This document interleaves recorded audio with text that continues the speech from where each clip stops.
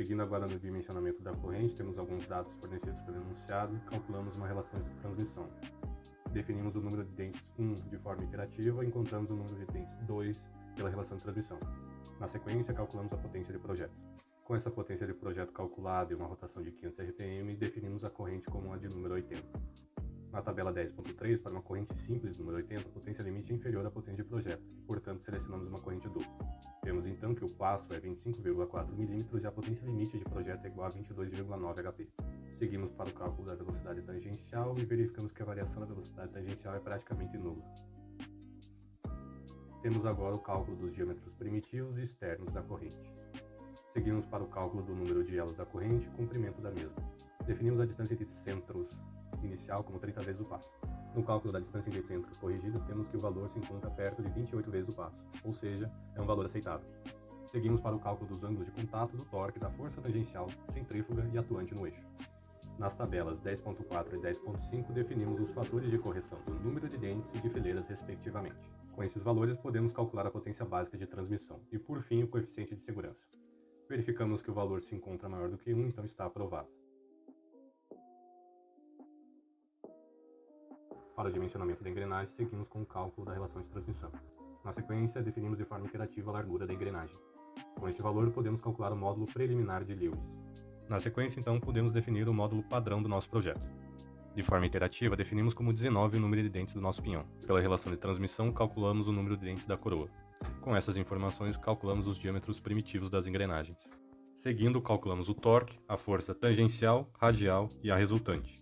Na sequência, conforme a tabela 11.1, calculamos os diâmetros de base, a altura da cabeça do pinhão, da raiz do pinhão e a altura de dente, a folga de fundo de dente, o diâmetro de raiz do pinhão, de raiz da coroa, diâmetro da cabeça do pinhão e da cabeça da coroa.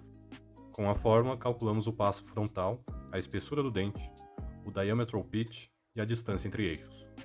Escolhemos então para o par de engrenagens o material SAI 8620, por conta da sua boa dureza e alta tensão de escoamento. Seguindo agora para o critério da resistência, temos alguns dados fornecidos pelo enunciado, como expectativa de vida, ângulo de pressão, índice de qualidade AGMA, fator de temperatura e confiabilidade. A sequência, considerando que a altura de dente é inferior à espessura da engrenagem de tal forma que a relação entre elas é igual ou superior a 1,2, temos que o fator de borda KB é igual a 1. Seguindo para o fator geométrico, temos que para o número de dentes do pinhão igual a 19 e da coroa igual a 95, o fator geométrico J é igual a 0,33. Seguindo, da tabela 11.5, temos que para acionamento uniforme e choques moderados, o fator de sobrecarga K0 é igual a 1,25. E da tabela 11.4, para um número de dentes igual a 19 e um ângulo alfa de 20 graus, o fator de forma de Lewis é igual a 0,314. Para o cálculo do fator de velocidade, calculamos o expoente do valor dinâmico, a constante do valor dinâmico e a velocidade tangencial. Na sequência, pela forma, calculamos o fator de tamanho Ks. E da tabela 11.6, para montagens precisas e largura da engrenagem inferior a 50 mm, temos que o fator de distribuição de carga Km é igual a 1,3.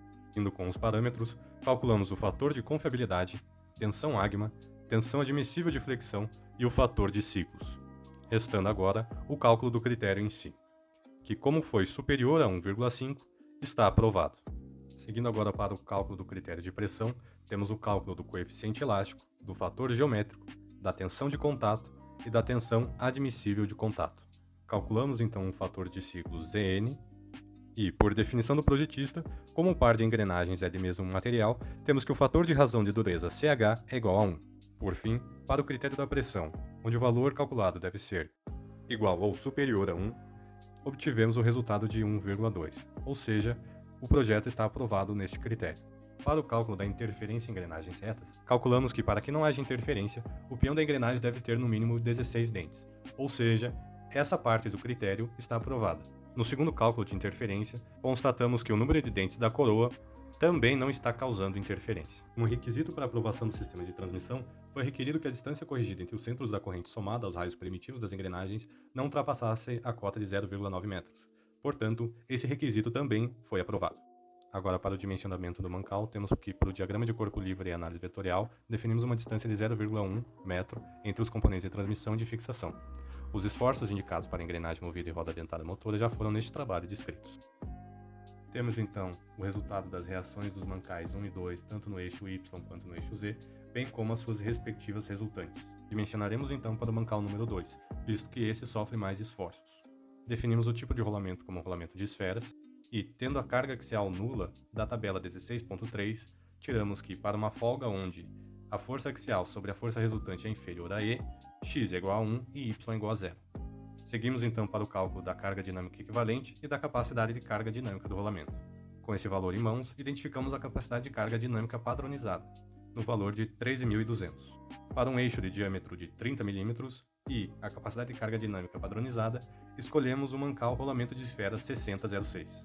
Fazendo análise agora de um sistema com e sem perdas, a potência que sai do motor equivale a 20.000 watts, a potência de entrada da corrente para uma eficiência de 97% é de 19.400 watts, e a potência de saída dessa mesma corrente equivale a 18.818 watts. Notamos também que houve uma redução na potência de projeto, bem como nos esforços atuantes da corrente. Nota-se também uma diminuição nos esforços atuantes no par de engrenagens e no par de mancais. Por fim, comparando os critérios de resistência à pressão e coeficiente de segurança, notamos que em um sistema com perdas, houve uma melhora nesses critérios.